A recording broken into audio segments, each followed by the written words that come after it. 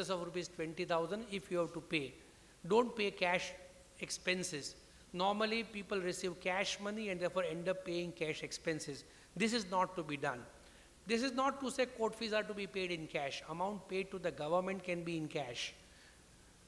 And therefore, barring government payments, please see to it that you don't end up paying in cash. Keep the bank account, make payments through checks. Similarly, do not take or repay loan in excess of rupees 20,000 by cash. If you take loan in excess of rupees 20,000 by cash, even though it may be a genuine loan, the loan itself will be treated as your income. Therefore, suppose you are buying a house, you need rupees 10 lakh. You go to your father-in-law and say, sir, I need rupees 10 lakh for the purpose of buying the house. And because he has agricultural income, he gives you cash of rupees 10 lakh. The moment you receive cash of rupees 10 lakh, even though you may ultimately be able to prove the transaction to be genuine, you will have to pay tax on rupees 10 lakhs. Because the law says the whole receipt would become subjected to penalty of rupees 10 at 100%. Similarly, do not repay loan which you might have borrowed, even check also, by cash. Cash transactions are not permissible in excess of rupees 20,000 at all. One more area where one needs to be sure is, do not make any default in your obligation to deduct tax at source. There are various provisions under which tax may have to be deducted. I am not going here and explaining what different provision. Broadly, if you are paying rent, if you are paying fees, or if you are paying salary in excess of a particular amount, you must deduct tax at source. If you do not deduct tax at source, the expenditure will not be allowed to you at all. My advice over here would be, go and retain some chartered accountant or tax practitioner to advise you on a day-to-day small matters. This is a complex piece of legislation and its compliance is not very easy. It's unnecessary failure to comply with some provision, a routine provision, might expose you to avoidable litigation, avoidable interest, avoidable penalty. And therefore, please see to it that you don't really end up having this kind of issues. Therefore, let me summarize. What is it that we can do for the purpose of planning? Planning does not mean evasion. Otherwise, the simple answer would be, don't show any income to the income tax department, go home. That is not what I am trying to do. Planning is to ensure that within the confines of four corners of law, you don't pay more than what you should be, or you pay as less as you should be. It is for this reason one can consider as to whether one should really go for this avenues of tax planning, tax saving, whereby you can split the income into different heads within the family. You can have an income which will be appropriately taxed, or you can have deduction in relation to various payments like provident fund, etc. Subject to this, I am thankful to all of you for giving me a patient hearing. Time permitting, if there are some questions, I am prepared to take the questions.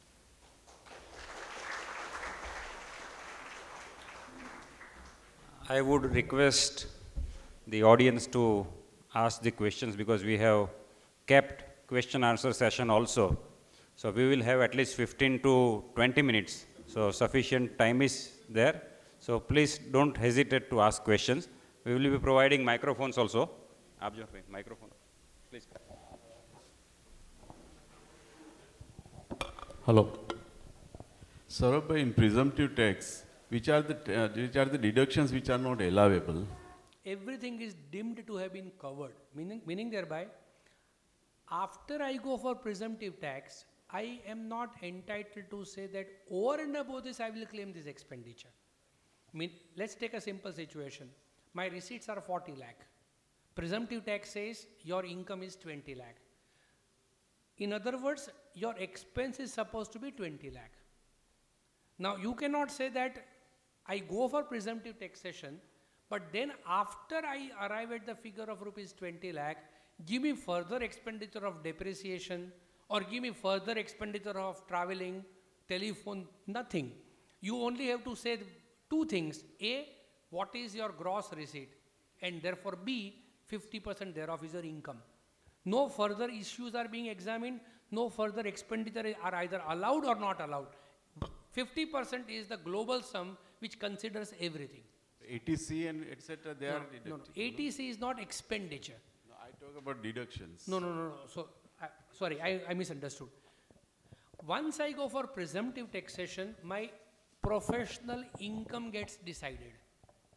So 40 lakh is my receipt, my income is 20 lakh. Let's say to that will be added my other income like bank interest, dividend, whatever. That takes me to the figure of gross total income. It is gross total income which will be subjected to deductions under chapter 6A like ATC, ATG, ATGG, ATDD, ATCCA. Take the example which I took. My professional receipts are 40 lakh. My income therefore is 20 lakh. I have other income of 1 lakh. So my total income is 21 lakh. From that I can claim up to rupees 1.5 lakh provident fund. From that I can claim some amounts if I given donation, let's say to charitable institution, then the amount of donation, 50% thereof I can claim deduction. I have paid for Mediclaim, 25,000 rupees I can claim as a deduction. So the issues that I discussed, provident fund, etc., Mediclaim, interest on housing loan, interest on education loan, they are all independent of the first issue. First issue is adjudicating my professional income. Once I decide that, the next issue comes, what are my deductions? These deductions have nothing to do with the professional income. They are available to a professional, they are available to an employee, they are available to a doctor, engineer, everyone. So answering your question, ATC 1.5 lakh will still be available to you. Yes, sir. No. When do you opt for this presumptive tax? In the start of the financial year or? And when you file your return of income. Return of income. And the advance tax, etc. is adjusted? Advance tax, see, now the law is very peculiar. Now I am required to pay advance tax in 4 installments. Up to now it was 3, now it is 4. 15th June, 15th September, 15th December and 15th March. 15%, 45%, 70, 60% and 90% of my income tax I have to pay. Now that I would pay irrespective of whether I am going by presumptive tax or I go by normal tax. Let us take a situation at the beginning of the year. I take a position, my receipts are going to be 40 lakh. So my income would be around 20 lakh. On 20 lakh, let us say my tax liability comes to roughly 3 lakh. I'm taking a ballpark figure. Based on that, I will pay 15%, 45% of the 3 lakh of rupees in different installment. At the end of the year, I will take a call.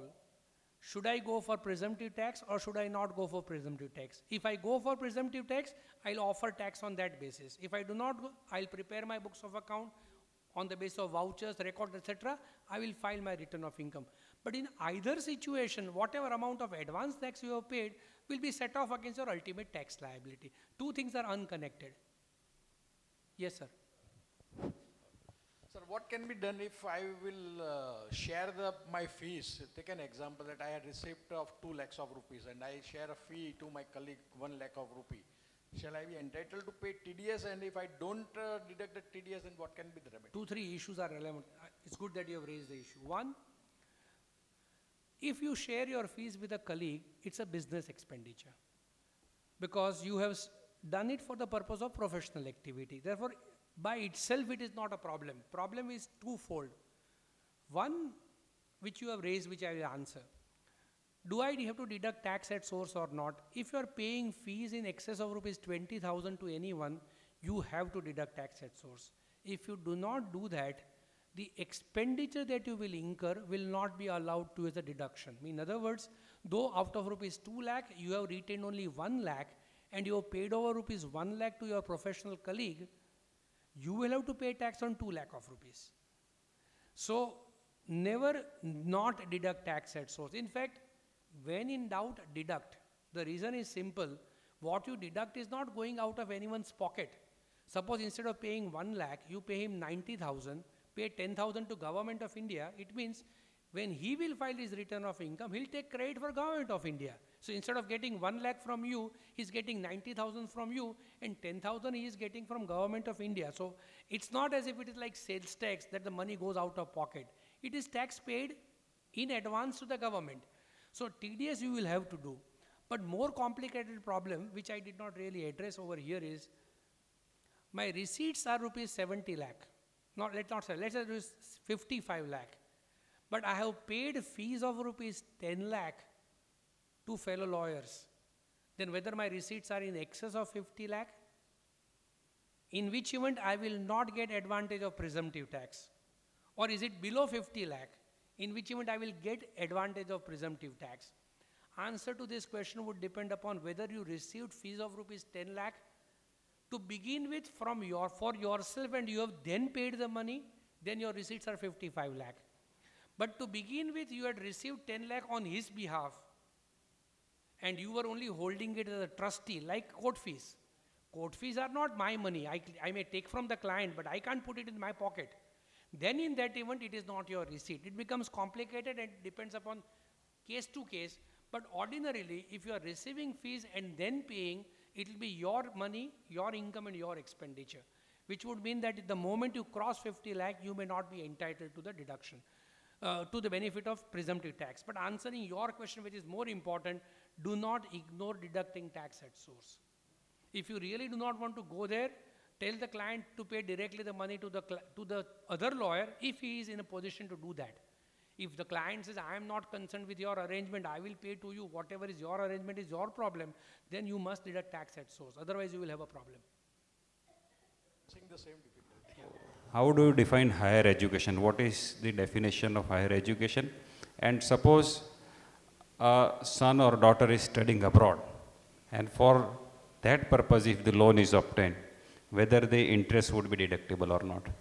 Interest would be deductible, including for education abroad.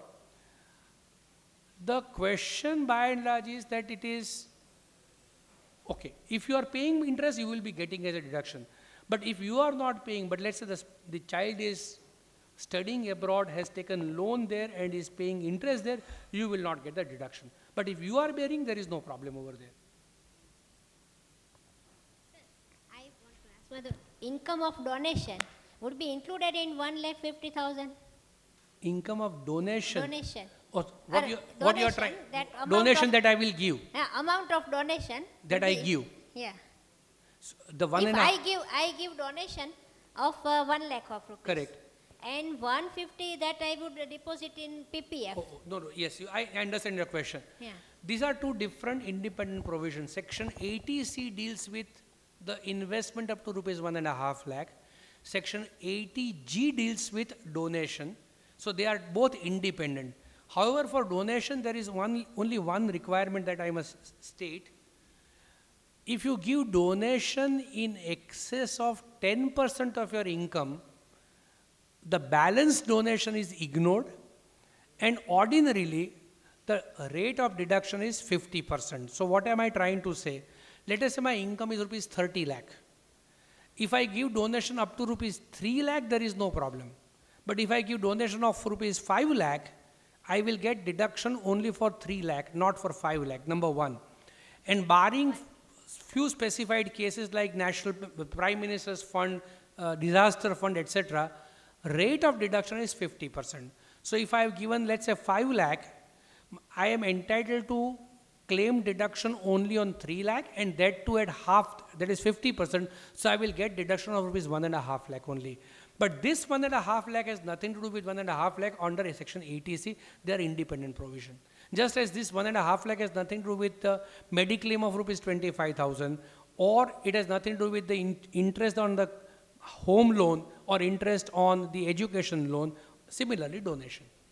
Thank you. One more question for the benefit of the lawyers.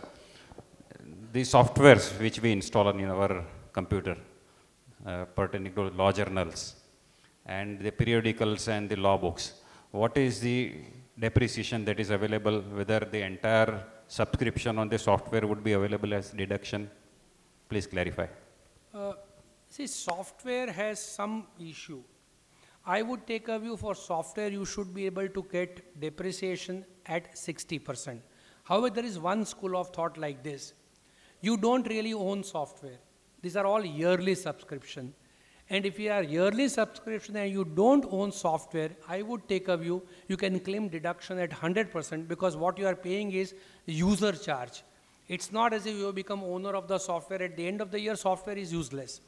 Similarly, for books and subscription, rate of depreciation is 100% or 60% as the case may be, depending upon whether it's a yearly journal or it's a book. Technically for books it is 60%, for yearly journal it will be 100%. So depending upon what kind of the book or the journal that you are getting or software you are using, you will be entitled to claim deduction. Is it advisable to invest in the books and periodicals? It's always advisable to do it because it in any case enhances the knowledge. Sir, hello. Huh. Yes. Sir, my question is that as far as this presumptive tax is concerned, should we require to show whatever receipt we show should be check payments, or can we say that out of this X amount is check payment and Y amount is a... It's entirely up to us. See, laws expects you to make correct disclosure. Therefore, let us say my check receipts are rupees 20 lakh and my cash receipts are 10 lakh. Law does not say that you have to say only 20 or 10. You have to say 30 lakh. But department will ask you at best, show us where the receipts have gone. 20 lakhs have gone in bank, 10 lakh, something may be retained, something may have gone to bank, something might have been spent away. But answering your question, the answer is simple. There is no restriction, no prohibition.